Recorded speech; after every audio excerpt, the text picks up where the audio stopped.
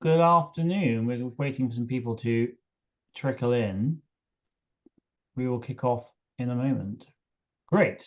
Well, let us kick off. Thank you for joining us for our last Krutham election conversation before the election.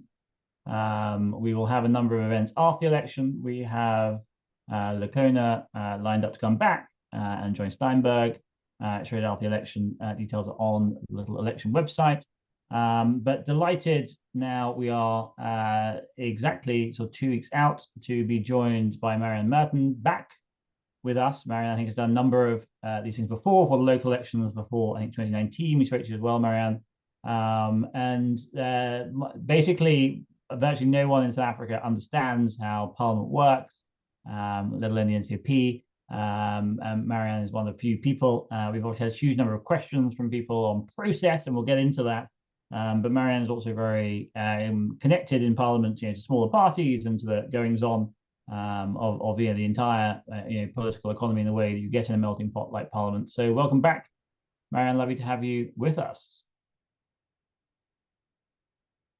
Oh, Marianne has frozen in a slightly unfortunate position. There you are, Marianne. You're on mute now. So let's kick off. You're on mute still. You're on mute. Can you hear me? Yes, technology, apologies. Thank you very much for There that. we go. Excellent. So maybe if we just wrap up about this current Parliament. What has this current Parliament been about? Is it been an improvement on the previous one? Obviously, that was a Zuma-dominated Parliament and state capture dominant, or the tail end of the state capture dominated Parliament. We've just passed in the last couple of days, even today, a lot of Operation Vulindlela reform-related legislation. Stuff has happened, but it feels like we've sort of clung on maybe by the skin of our teeth in terms of how Parliament has functioned, through the last 5 years into this close. Look, so it's been a complicated Parliament. I think one of the things that have really beset it is inexperience. 2019 saw an income a whole bunch of new MPs all across the board. And that obviously has had an impact in terms of the lawmaking and the legislative process. So, for example, today we literally on the last sitting before the end of this Parliament, we've seen a swath of laws being adopted in the NCOP. Key structural reform initiatives like the Electricity Regulation Amendment Bill, like the Water Resources Infrastructure Agency Bill, and of course the Public Procurement Bill, which was sent back to the National Assembly. So those are some of the difficulties, and those have been some of the challenges. And look, to be honest, it hasn't been made much easier because of the fire in January 2022. The National Assembly effectively is destroyed. The walls are still standing, pending demolition and rebuilding. Parts of the old Assembly wing area have also been destroyed. It has had an impact in terms of people getting together and having that nice corridor talk that very often kind of solves issues quite quickly, which maybe on a Zoom call is more difficult to do. And do you think there are some lessons for maybe the Parliament to come? I mean, are committees working better that maybe can hold coalitions and complex coalitions to account? We've had obviously on the SAA issue a committee standing up quite strongly against the minister. But apart from that, things have been a bit messy on the public protector side. Are we in good stead for the Parliament to come in terms of rules and structure and things like that? I think the basis is there. There seems to be from the party list, there seems to be a consistency. So we're not going to have that almost 70% turnover of new MPs.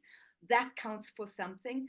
I think, after an election, there's also a kind of a reset moment. So however acrimonious, intense, and difficult it has been, perhaps in the last year or two, the elections is a reset, and hopefully people will come up with a fresh mindset, with a fresh attitude, and that will help facilitate, because the next incoming parliament will have to get on top of things very quickly. There's a number of outstanding issues that need to be dealt with.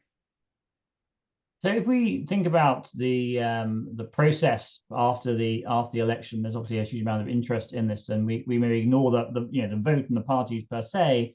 So just guide us through what happens in the early stages, when we might expect the first sitting, what actually happens on that day, because the constitution seems very specific and fast paced on these things. No, it absolutely is. So there's literally no scope to have some of those long-standing coalition negotiations that we've seen, also in Finland and other countries.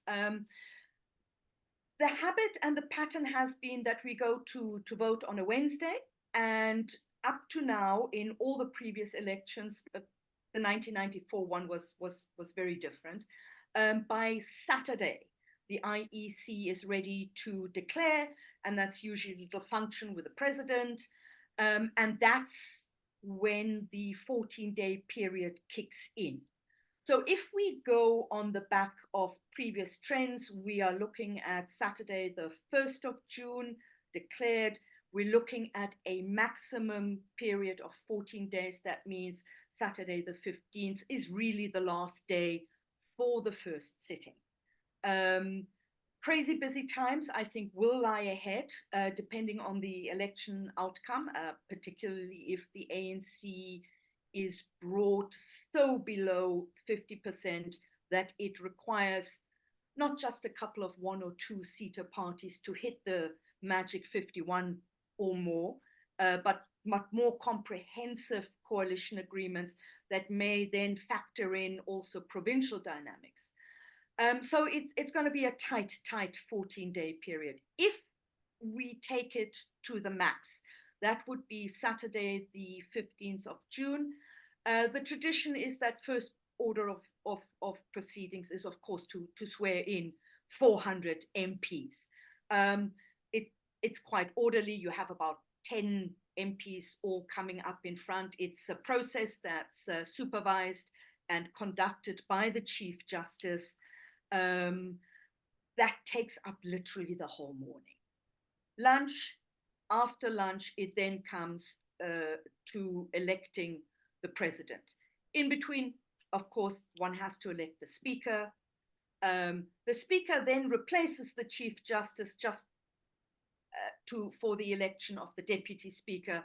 And then in the afternoon, when the president is elected, it is an election in the House, again, chaired and presided over by the Chief Justice. And just to ask the obvious question, this is going to happen in person? Yes, it must. It must. It must. And you of course, right from the start, hit the awkward moment, because at this point in time, Parliament, when it had to sit in full physical plenary, was stuck in the rather awkward City Hall. It's awkward also for swearing in, because it's a City Hall building. It's almost like a movie theater. The seats are arranged. It would literally require 10 MPs at the time to walk up the stairs, to cross the stage, take the oath, walk off. I do know that arrangements are currently already underway to look at venues, to look and find out what might be working the best for this. So let's see. And if we focus on the speaker, but both elections are the same, right? There are runoff elections based on the number of votes cast. Only runoff if there are more than one candidate. So if, for example, if the coalition agreements come up with a name for speaker, and there's enough to carry, and it's a simple majority, done.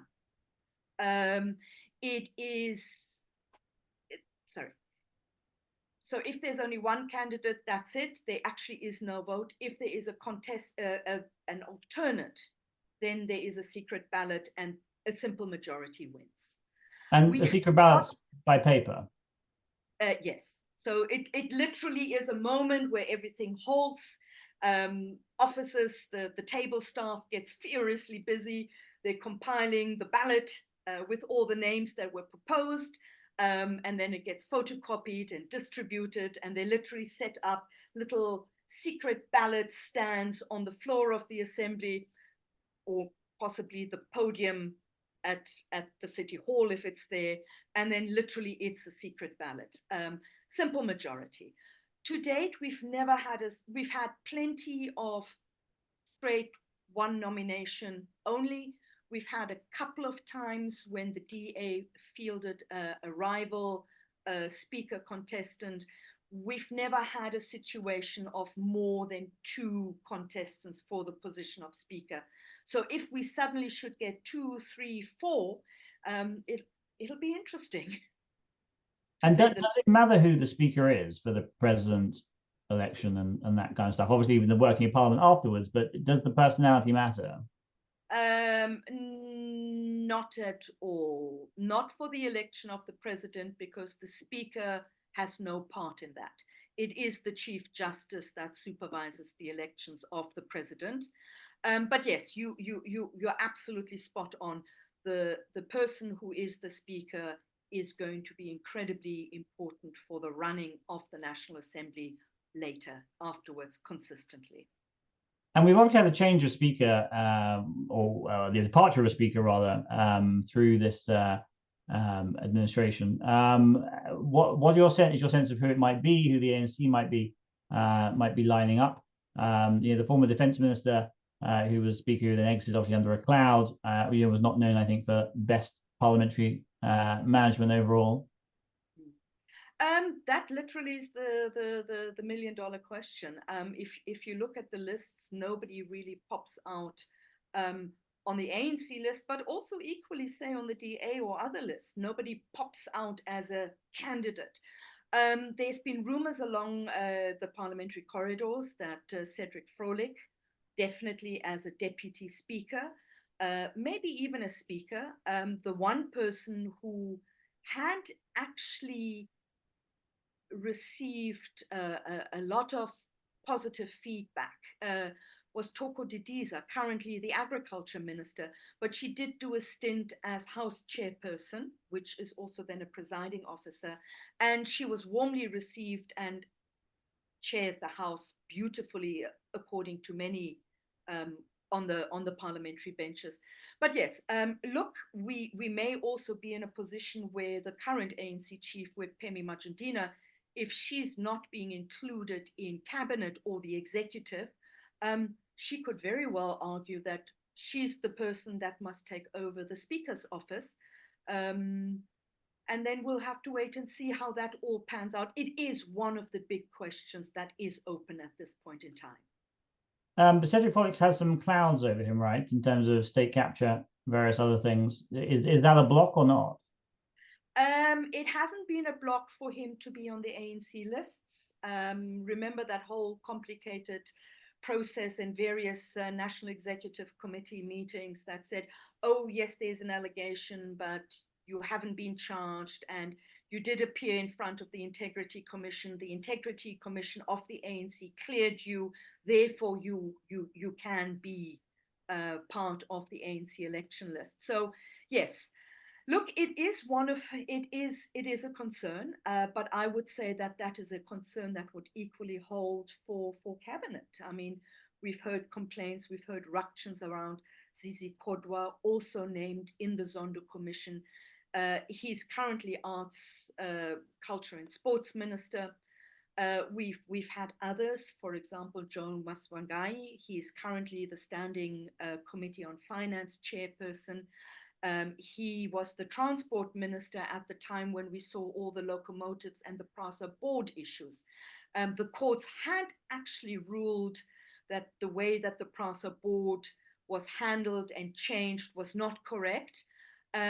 And more recently, Parliament actually found against him in the Ethics Committee, and he was fined salary and suspended for a term. If we have, say, Phemi or someone similar as speaker, the market's obviously very interested in this potential merry-go-round of confidence votes and votes for the president that you could sort of see. we had some potential hoo-ha was brewing around the last speaker and removing her from DA motions that were accepted, that the DA was unhappy with, or the ANC was unhappy were accepted. How much latitude and procedural jiggery pokery can a speaker really do on no confidence votes?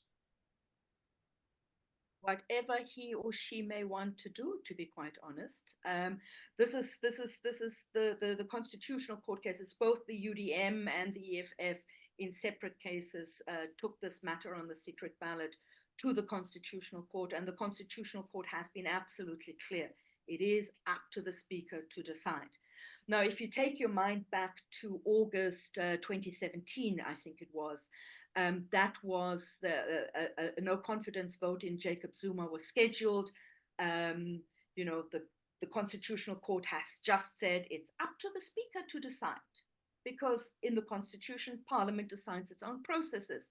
Baleka Mbete, the Speaker at the time, was under huge pressure, no doubt, from her party. And I remember attending, there was a big press conference and media conference, and she decided, no, we are going to have a secret ballot on that, which was the first and the only one by secret ballot to date. So a secret ballot would suggest, if you have a no confidence vote, maybe the ANC splits, although it didn't back then, I think, right? But is that one of the few, apart from timetabling, one of the few degrees of freedom? Yes, absolutely. And I would argue, yes, the ANC split, not definitively and not sufficiently to carry the no confidence vote. But remember, approximately 41 ANC MPs actually joined the opposition to vote in favor of that no confidence vote in Jacob Zuma at the time. So that's quite significant. And it is the cover, for want of a better expression, that can be given through a secret ballot.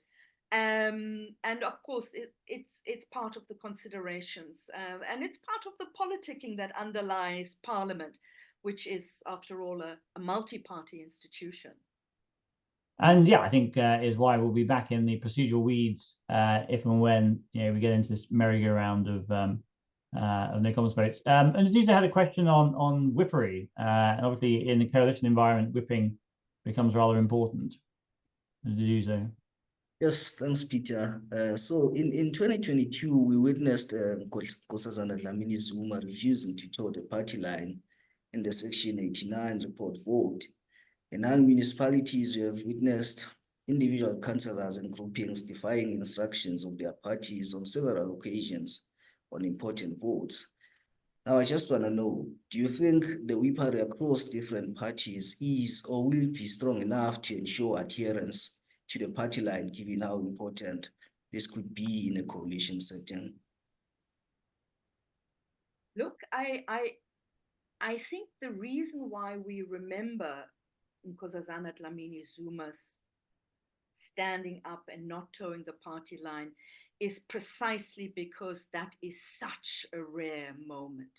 So when the political parties call a three-line whip basically means you literally have to be dead and dying in hospital not to participate in that vote. The anticipation is that everybody will toe the party line and vote accordingly.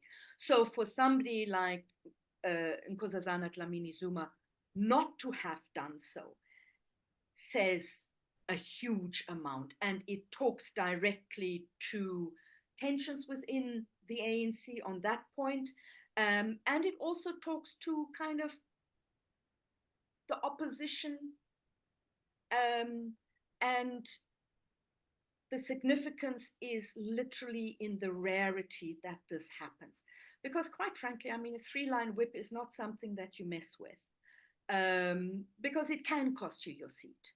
And as it turned out, I think, look, I would say that bucking the vote that Nkosazana Dlamini Zuma did on the vote to dismiss the Phala recommendation for impeachment proceedings against President Cyril Ramaphosa, I think that was an indicator that she sees herself looking to retire out of the parliamentary and the public representative sphere.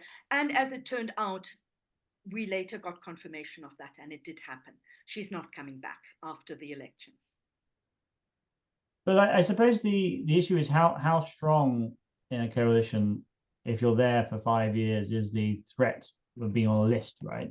I mean, the EFF has dealt quite decisively with people, right, with fines and various things. They seem to have the model slightly more aggressive. I think someone was sort of ousted based on, being breastfeeding during a vote or something. There was something ridiculous like that, right? They seem to have the model slightly more locked down. Absolutely. But I mean, that is also EFF style. And they would be quite aggressive about this also in public. The ANC, and particularly this ANC parliamentary caucus, has been very careful of not moving without Luthuli House. And you do know that once you kind of do the process and the hierarchy, it can take a long time. So but that does not necessarily mean that people are not worried about losing their seats, and that they are not worried about repercussions if they don't toe the line.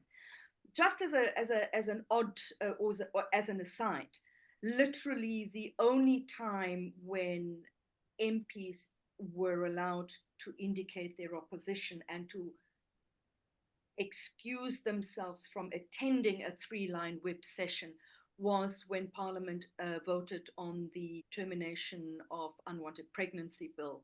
And that literally was 25 years plus ago. Interesting. And then we'll come back to maybe how Parliament works under coalitions per se, but just to then go back to our sort of schedule of the first day. So we've elected a speaker. Let's assume it's sort of Penny Argentina. With her large than life clothing, which is why we love her. What then happens next as we move towards the president election? Well, then the speaker will take the seat. There might be some words of thank you for confidence, etc., etc., etc. And then the speaker supervises the election of the deputy speaker. That could very well be Cedric Frolik. Once that's done, that session is over, and it's all eyes on electing the president, with the Chief Justice presiding over that. And there's a call for nominations, right? And how's this worked out in the past, and how might we expect it to work? There's an established system, and literally, usually after lunch, the Chief Justice Raymond Zondo is still in that post in June, would take the presiding officer's chair, make an announcement, quote the correct sections of the Constitution and the law, and then call for nominations. All of that is literally prepared by the political parties in the background. So you will then have somebody stand up to say, I, Marianne Merton, hereby nominate XYZ as the President of the Republic of South Africa. Then that must be seconded. Then duly done, form signed, as one does.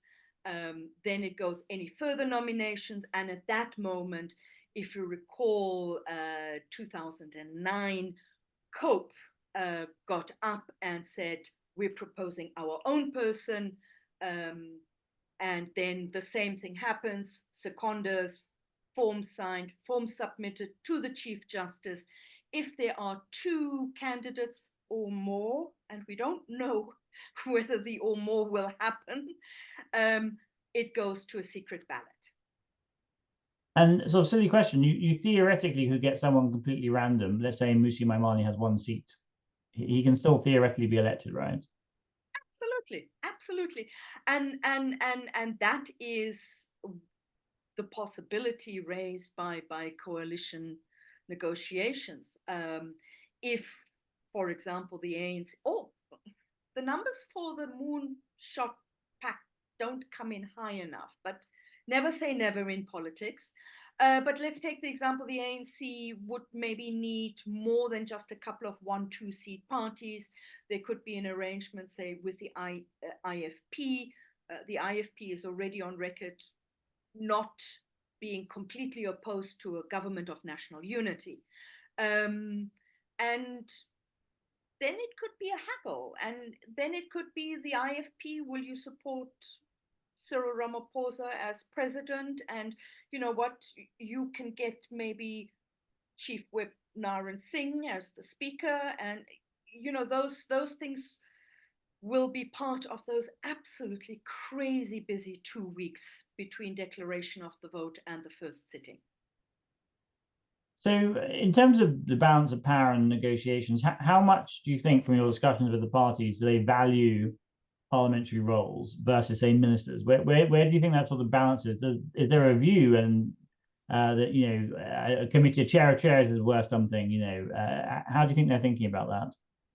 Look, I think definitely. I mean, we have, and it's also the kind of political culture in South Africa. We have an incredibly executive focused political culture and attitudes. So I would say, of course, first prize is to be a cabinet minister. Just ask Patricia de Lille from Good. I mean, she got the call, she went to Pretoria, and yes, of course, said yes. And she's now tourism minister after public works. However, having said that, something like speaker, and let's not forget the NCOP, the National Council of Provinces, the chairperson there, the deputy positions, are significant positions of power. Parliament, after both houses, are the legislative sphere of state. There is regular contact, and let's be blunt, if you're the Speaker of the National Assembly, you are at the level of a deputy president. So in pay as well, yes. Correct. So at that level, I would think if it's a tricky coalition negotiations, posts of National Assembly Speaker and NCOP chairperson, definitely. I think committee chairpersons are also incredibly important, especially for key committees like the Standing Committee on Finance. SCOPA traditionally has been held by an opposition MP, so that may come into play also. We'll have to see exactly how the committees play out. There was word of maybe getting rid of public enterprises. We've not seen any moves within the Ramaphosa administration towards that, but that may impact on parliament committees. The International Relations Committee is a very, very desired committee chairperson post. I would think also now, given the emphasis that South Africa has brought with the International Court of Justice application. So no, in the greater scheme of things, yes, I mean, a committee chairperson is not quite the same as a speaker or the NCOP chairperson, but I think those are really profound and important positions within Parliament, because committee chairpersons really direct the work of that committee. And just on Scopa, is that rule or that opposition thing, is that just precedent, or is it a rule? How does that work? And should it go to a non-coalition person, non-coalition party? No, it's not a rule. It is a tradition. It is a practice since 1994. And within our parliamentary context, practice, tradition, precedent do carry significant weight. It's an interesting question. I mean, one would think that if there is a coalition, the integrity of Scopa should mean that it goes to a party that is not part of the coalition. It's going to be interesting how that plays out. As I said, it's always been, it's a little bit of uncharted territory. It's always been a case of ANC in the majority, and Scopa chairperson then went to somebody else. Initially in the first parliament, 94 to 99, we had a very interesting situation where we had both an ANC and an IFP chairperson co-chairing SCOPA. I would think and I would hope, if the tradition and the practice and the precedent is to have an opposition MP chairing SCOPA in order to ensure absolute distance from government, governing party, then that principle should hold true also in a coalition, and no party part of a coalition should get the SCOPA chairpersonship. I think it's an interesting one because, I mean, Hlengwa, the current chair of SCOPA, has a personality more well known to investors, I think, certainly than anyone else. Even Joe at finance, more than that. So it's an interesting position, and potentially we have fiscal rules coming, various things, and Parliament plays a role, could be lodged in SCOPA. So definitely one to watch. And actually, is the main person. Actually, I think people know more than the leader of IFP. I think he has a higher profile, certainly in markets than the leader. And did you have a question on the leader of government business? Yes, thanks, Peter. So I just want to know, how can we sort of think about how the leader of government business works under a coalition government? Does this perhaps change if there is more than one deputy president? I mean, what real power do they have, this leader of government business? Powers as such, not a lot. If you speak to some people in Parliament, they will joke that leader of government business is a significant administrative job. As Paul Mashatile, the deputy president, told, I think it was the NCO, it was the National Assembly, he reminds his colleagues in cabinet, every cabinet meeting, that they need to answer the questions from MPs. So that's the kind of thing. Look, the power lies, and this is where the coalition aspect comes in, the power lies in the governing party. So the leader of government business, the deputy president of the ANC and of state, would be part of the political committee alongside the National Assembly Speaker, alongside the NCOP chairperson, that and others. And that political committee is key in taking some of the decisions on where should the parliamentary caucus go, where should Parliament go, and those discussions and those decisions come with immense power. All of this may break up in a coalition agreement. And how that unfolds, I think, will be one of the things to keenly watch. If there is a decision that maybe there's two deputy presidents, one from the ANC, one from another party, it may very well happen that the leader of government business could go to the other party, but then in essence that would be the transfer of the more administrative, coordinating, liaising functions. I don't think that the ANC would easily, let me use that word, easily let go of the political power aspect of that position and would move to retain that. So put its own ANC deputy president on the political committee.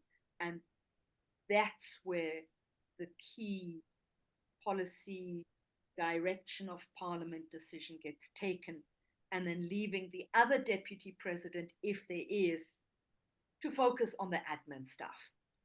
I hope that answers. It's going to be an incredibly interesting dynamic to see how that plays out. I mean, it's sort of been described as a prime minister job in the past, which is not really right, and no one's ever utilized it really like that. I mean, the power that Mbeki had under Mandela, for instance, was not through that post, was through wider government, right, and wider policy making. But it's something people are interested in watching, and we've not seen Paul step up to use that job. He could have done, right, to push through reform legislation and do all this stuff in the caucus. Hasn't really happened.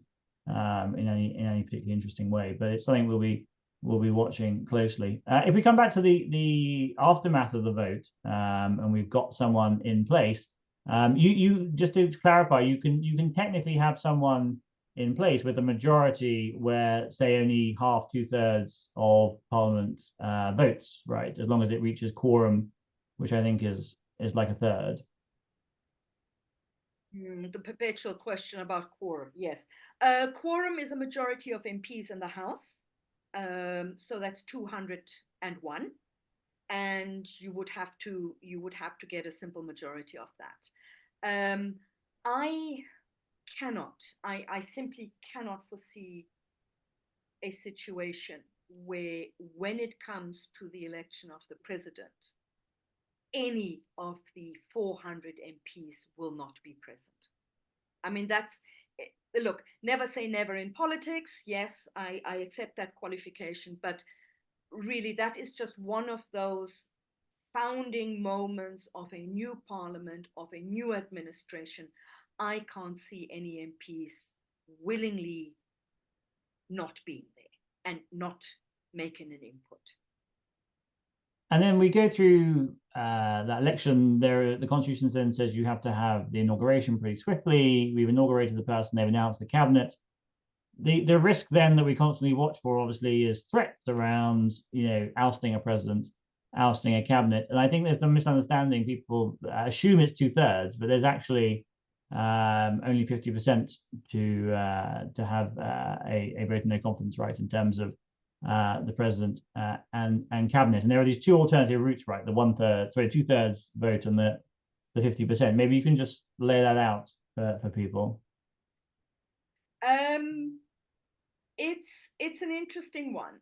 So the Section 102 no confidence motion is indeed a simple majority, and it's interesting because we've got two approaches to that. So you can do a straight motion of no confidence in the president, in which case then the whole cabinet resigns.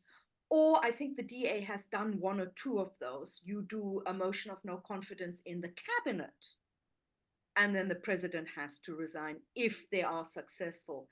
They've not been successful. The 2/3 majority threshold applies in the Section 89 removal from office constitutional provision. We've started calling it colloquially impeachment, but it is actually removal from office. And that in itself is a whole long, complicated 17-step process that starts with a motion. If the motion is accepted, then there is a call for an independent panel, three-member panel. That panel then must come up with a report and recommendations. If there is a view that no grounds exist for an impeachment, that's the end of the process. If the panel comes up to say, yes, Parliament should consider impeachment, as the panel under former Chief Justice Andile Ngcobo did with the Phala matter, then it goes to the next stage. The National Assembly has to vote to accept that report. If the National Assembly doesn't accept it, as happened with Phala late in 2022, that's the end of it. If Parliament says, yes, we accept the recommendation, then it kicks into the impeachment committee and another inquiry. So it is an extensive process. It's a lengthy process. It's not just going to happen overnight. And Parliament has a firm commitment that these things play out in public, as they have done in case with the public protector, Busisiwe Mkhwebane. But just to be clear, the useful threat in a coalition then is not the 89 route, it's the 102 route, but which has basically the same outcome. Well, the Section 102 no confidence motion would be significantly quicker if the numbers can be held in the House. I mean, the Section 89, literally, it will take weeks and months. So Section 102 no confidence motion is the threat in coalitions, yes. And because under 89, you would have to have a reason, right? You don't actually have to have a reason under 102. Correct. Section 89, and that's why we also have the special 2/3 majority threshold. Literally, it's a serious grounds of incapacity, serious grounds of misconduct, and serious grounds of not doing the job, basically. The other threat is early elections, right? And there has been quite a bit of chatter on this in the ANC and elsewhere. This is, I don't think, ever happened before. We've always had 5-year cycles. There is the 3-year rule, obviously, under the Constitution. There doesn't seem to be, I don't know if you found a way that you can have early elections unless you do some completely bizarre things like refusing to call sittings and not having votes and all this kind of stuff that doesn't really seem plausible whatsoever. Do you think there is any way of having early elections before 3 years? The only way for that to happen is for the president to resign, cabinet resign, and then for the president to call for a new election. And that must then happen within 90 days. That's it. So it would really require the president and to resign and to step down and for cabinet to resign. Totally, absolutely uncharted waters. Never happened before. Difficult. I don't think that is something that will be taken very lightly. Even at the threat of, say, there is a coalition, even if the coalition is on the brink of collapse, I don't think that would be a route anybody would want to go. I think it's much more likely that maybe, coalition agreements are being renegotiated in the back rooms, and then the difficult coalition partner is being bounced out and somebody else is being brought in. Much easier to do it that way. Yeah, and less disruptive. And I think the stirrings in the NEC that I had discussions with was everyone magically realized it's mad, say like whatever, a 40% outcome, you have another election, everyone magically votes ANC, which it seems a bit crazy, unless there's like a war, right, or whatever, something particularly dramatic. But no, under any baseline seems a bit mad to have that route. No, I think at this point in time, I mean, in terms of the understanding of these elections really being fundamental, pivotal, what the pundits have been saying for months and months and months, that the ANC will drop below 50. I think it has people thinking about all sorts of scenarios, all sorts of different possibilities, permutations. Some of them more likely and some of them, better than others. And yes, I mean, calling an early election for the president to resign, for him to say that parliament is dissolved, really is a very long and arduous path, especially when you can have deals done in the background and you change your coalition arrangements. That is not new territory. That has happened at the metros in Ekurhuleni, in Johannesburg, also Nelson Mandela Bay. Indeed. Great. And let's move on to think about some of the parties now, and the small parties in particular. And Duzo, you had a question on IFP. Yes. So there's a lot of talk about the possibility of the IFP being part of a government coalition.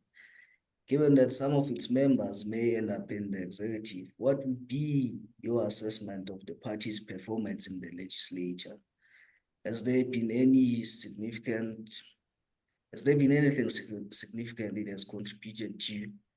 And in a future coalition, do you perhaps see the IFP driving maybe status quo in terms of policy and reform? And perhaps maybe you could zoom into maybe whether the IFP has contributed to any sort of significant bills or driving certain policy or legislative agendas in parliament, in this past parliament. Well, top of the head, right away, the cannabis bill, the cannabis law, that was an IFP initiative. It basically came out of long-standing Mangosuthu Buthelezi advisor Mario Ambrosini.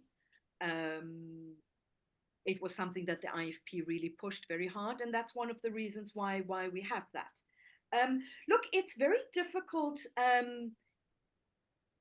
to make those kind of clear assessments because unfortunately or fortunately, the system is that laws, for example, are made by the relevant cabinet ministers. This particular cannabis law was a private member's bill. It was accepted on both sides of the House. More often than not, unfortunately, private members' bills are being dismissed, and the ANC has been voting them down.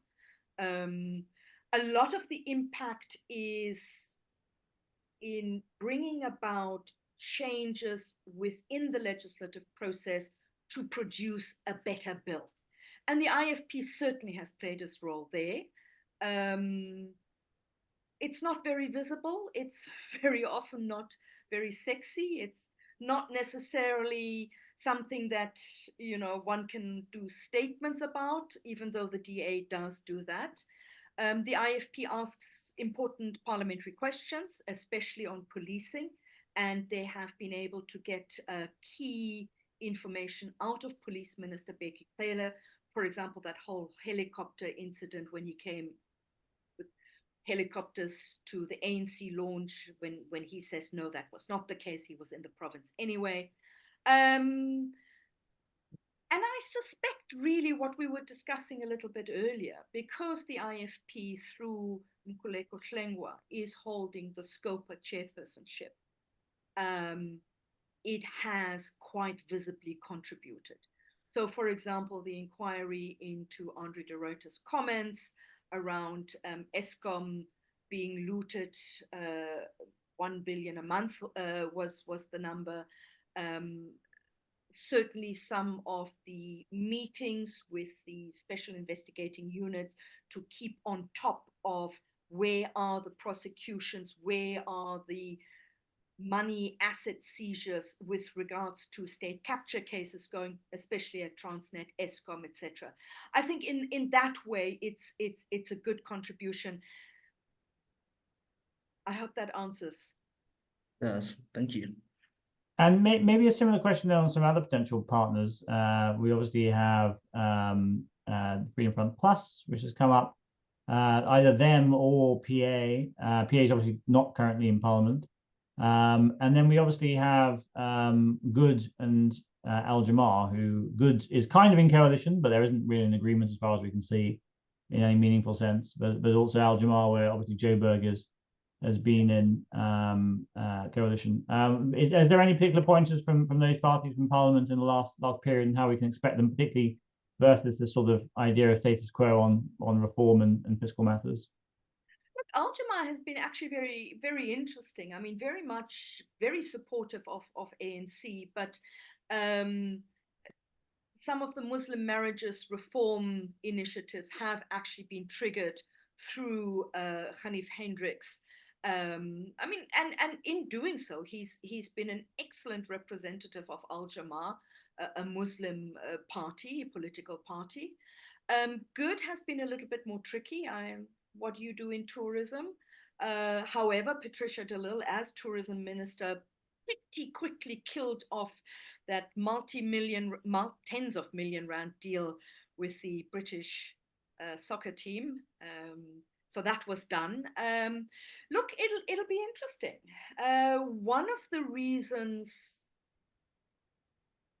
it's difficult to say is that on the face of it, it seems that once you are part of cabinet, you become quite supportive. It's not something new that is happening now. It was also happening when, for example, in the Mbeki presidencies, Azapo, etc., were part of those cabinets. And it's a dynamic and it's an ongoing debate is, do you include opposition parties to show a diverse, inclusive cabinet, or do you include them to basically shut them up? And what was your answer for why Auntie Pat was involved in the last administration? It's never been entirely clear. No one's ever really said. Sorry? Why Auntie Pat was involved in this administration?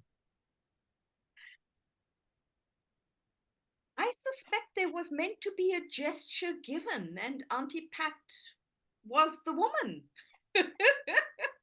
Look, I think, I think apart from being flippant, I think there are also some considerations that are actually quite close to the ANC and the ANC culture. So if you look at Ramaphosa's cabinet, you will see that colored woman representative was not ticked until Auntie Patty came in. And it's putting it very crudely, in no way to undermine Patricia de Lille's politician and MP track record, all the way when she was a PAC MP and blew the whistle on the arms deal. Yes. I mean, if you see her in Parliament, right, she doesn't criticize the ANC. There's some gentle pokes maybe on some issues, right, but she's largely stayed in lane. She's allowed Brett, other members, maybe slightly more forceful. Even he's not particularly gone for the ANC jugular, right? Yeah, absolutely. And that, going back to the point I make, does one include opposition parties in one's cabinet to be diverse, to be nice, to be representative, or do you include them to basically make sure that you minimize one front of criticism? So if we move on then to your baseline to the vote outcome, we've of course discussed all the logistics and mechanics that operate apart from that. You have a slightly interesting view. Go ahead. I know. Look, I'm one of those people. I am not eliminating the possibility that the ANC will actually squeak in with 51%.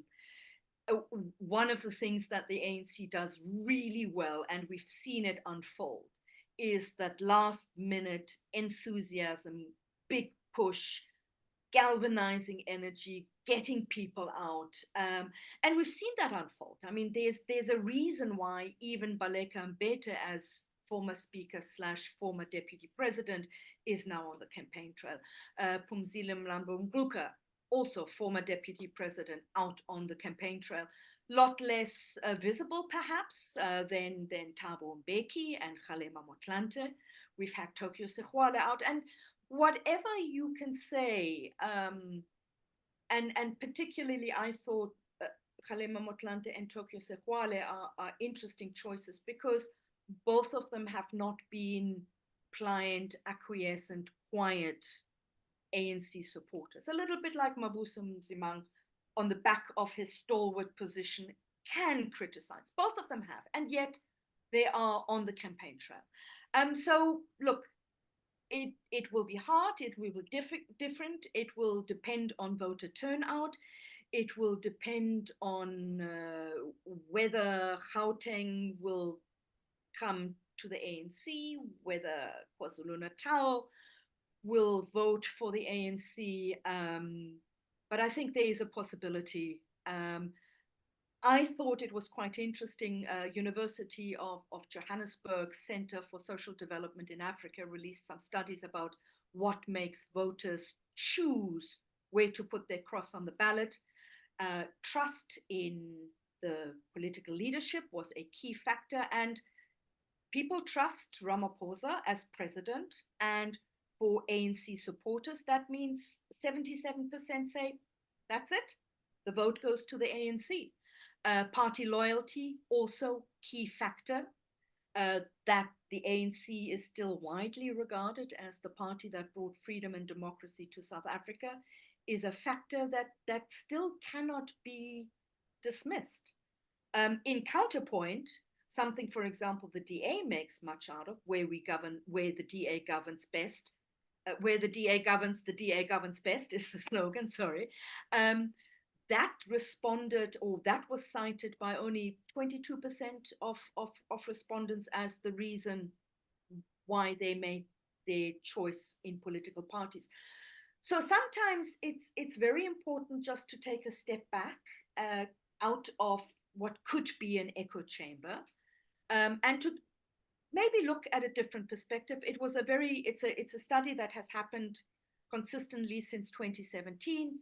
3,511 pool of face-to-face interviews. So the methodology is quite sound.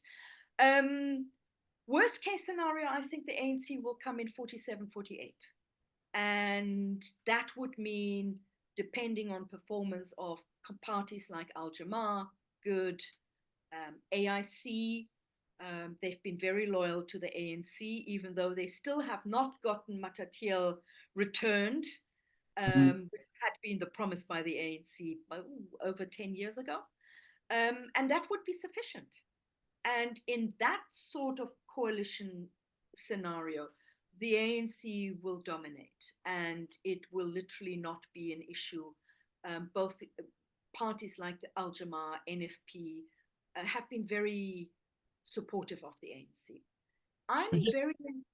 Just to be clear on your ANC view, do you believe the polls where they were, say, a month ago at 38, do you think they were actually there and the ANC machine has worked to pull it up? Or do you, to your 50-51 view, or do you think that those polls were always maybe too low where support was at the time? I honestly really think that those polls were too low. I think there are questions around methodology with some of those polls. The sample was incredibly small, I thought. I think there are certain factors, for example, are those telephonic polls. I had a very, if I speak Zulu and I speak Zulu with a Gauteng accent, can I really rely that my Zulu interview partner in KZN may not think that, oh gosh, it's one of those city people, I'll just tell them something. So those are questions that arise. I really do think I think at a moment in time, late last year, in the midst of load shedding, even in Christmas, when big business is shut down for our traditional festive season holidays, I think the anger around that, I think the anger around the damage that has done to livelihoods, particularly in the small, medium, and micro enterprise sector, was real. And I really do think that has impacted. And below 40, not that much of an impact. I think methodological questions arose. Okay. And then just to rally through your other views, DA, EFF, IFP. I really do think that the EFF will stay pretty much where they were, around 11%. I'm told that their base in KZN has pretty much collapsed. And that is despite sending Floyd Shivambu there, the deputy president. Limpopo, some very interesting dynamics. The ANC chairperson who had joined the EFF has rejoined the ANC. Huge damage to a potential voter pool and supporter pool. Tsonga, megastar musician, also has left the EFF, formed his own political party, so to speak.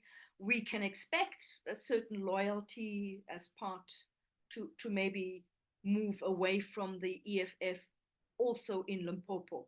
The DA is going to be interesting. Their own polls put them at 27. Publicly, they will agree to 25. But if you look at all the different polls, at the best, I think 21, 22%. I am not dismissing the absolute damaging impact of that burning the flag advert. The DA may kind of retreat into the lager and insist that it was the right thing and make much out of the fact how we all talked about the ad, but it has really, really upset and caused people to think again. It's an anecdote. I do know a number, and it's not one or two. It's a conversation I've been having. Disgruntled ANC voters, some of whom will admit to having voted DA in local government elections, said no. With that ad, it is insulting. It is ridiculous. It really left a bad taste. And so those votes are now away from the DA, and they will go to Rise Mzansi, maybe Zaki Ahmad in the Western Cape, maybe somewhere else. I think that in the Western Cape particularly, but it's also a dynamic that may play out to a lesser extent in KZN and Gauteng, the Muslim vote. The ANC has worked really hard, consistently, on the back of the ICJ court case to pull that. In the Western Cape, it has had an effect on the DA. I'm told it literally dropped their polls by up to 2 percentage points. And we saw a moderation in their tone around Israel-Gaza conflict. I think the thing to watch now will be MK. MK hit high the last couple of by-elections. They didn't do so well, certainly in the by-election now that we had in Northwest, basically no impression whatsoever. The leadership hassles could have had an impact. I'm still expecting MK to get to Parliament, even if it is just with 4 seats, maximum 4 seats. Oh, now I'm on mute. You think that low? But where do you see percentage-wise nationally? Yeah, look, I mean, it will depend on the KZN turnout. The ANC has put a lot of effort in there. If people in KZN turn out, and if they turn out not for the ANC, MK could come in higher. Because remember, each province, on the basis of the vote there, will send people to the National Assembly also. It is the big unknown, and it is something to watch very closely. Not just in KZN, but also in Mpumalanga, because remember, Mpumalanga is the other central base for MK party. Yeah. In Mpumalanga, ironically, the ANC is looking to hit 80%. If you remember that leaked audio from April, yes.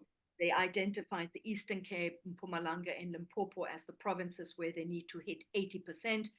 It's a pipe dream. The ANC has never hit 80% in Eastern Cape. I think 79 was the best they got, I think, in two elections ago. In Limpopo and in Mpumalanga, yes, they were well into the 80s, but not since 2014 and 2019. Yeah. So those are challenges. I suspect that the PA has done some really hard work to get what is called here in South Africa the colored working class vote. Yeah. It will come to the detriment of Good, and it will come to the detriment to the DA in the Western Cape and the Northern Cape. So that's something to watch. They're pushing a hardcore right agenda, and given some of the frustration with the lack of economic growth, with continuing poverty, with inequality, it has found appeal. Interesting. As we wrap up, one of the key issues that some people are dwelling on, obviously confidence and supply. Where do you see the balance of power? I suppose it links back to our previous question about parliamentary roles versus ministers. Where do you see real power in Parliament? Maybe you're the wrong person to ask as a parliamentary correspondent, but do you see real power in Parliament that people could accept a no confidence vote? It seems to us that there is a huge amount of executive power that doesn't require reference back to Parliament. Parliament doesn't ratify ministers and stuff like in the US. Where do you sort of see that balance? And it does confidence and supply work? At the moment, you're quite right. At the moment, it's very much lopsided, and it is unfortunate. And it is the outcome of sending, for example, Mapisa Ngakula to be Speaker of the National Assembly. She has absolutely, she's been an executive-minded person. She's been in the executive for over 20 years. Ditto the ANC Chief Whip, Pemi Majandina. She was an Eastern Cape Public Works MEC, again, an executive-minded approach. So yes, unfortunately, because of the people that are being put in Parliament, Parliament has been very polite to the executive. I'm not ruling out the possibility that Parliament will assert itself. It will depend on the balance in the House. If the ANC comes below 45, definitely. The numbers games, pushing bills through, pushing appointments through will no longer be that simple. It may force the hand of actually sitting down and talking and negotiating, which is something, I mean, let's step back, but I mean, that is something that has happened not just in the Mandela presidency, but also during Thabo Mbeki's time at the union buildings. There were discussions behind the scenes very often, and very often you'd come back to the committee and you see, oh, but something has changed. And suddenly the ANC steps back and a more compromised position is then adopted. I mean, those things have happened. They haven't happened in the last 10 to 15 years. And if the right people, and by right people, I mean people with a love for Parliament, with an appreciation of lawmaking, rather than sort of bowing down to the executive, if those kind of people come in key positions, like Speaker, like NCOP chairperson, ANC chief whip, committee chairpersons, we can have a very different Parliament. And I've mentioned ANC chief whip here. If you take your mind back to when Jackson Mthembu was the ANC chief whip, because of the kind of person that he is and the kind of ANC person he is, one of his tasks that he did was to reach out across the aisle and have conversations and have meetings and build consensus and trust. So short answer to my very long answer just now is, yes, you're quite correct. At the moment, Parliament appears to be the stepchild, the junior to the executive. It is not something that the Constitution designed, and it could change quite quickly should the right people be put in the right positions. That's a great, I think, somewhat optimistic note to end on. Thank you very much, Marianne, for joining us for this last of our conversations before the election in 2 weeks. Thank you everyone for joining us. A reminder, we're going to have Joan Steinberg on the 5th of June, and then we're going to have Lakona back on the 10th of June, which will be a mad week, ready for the first sitting of Parliament. But thank you everyone for joining. The replay will be available this evening. Have a good afternoon, everyone. Thanks very much.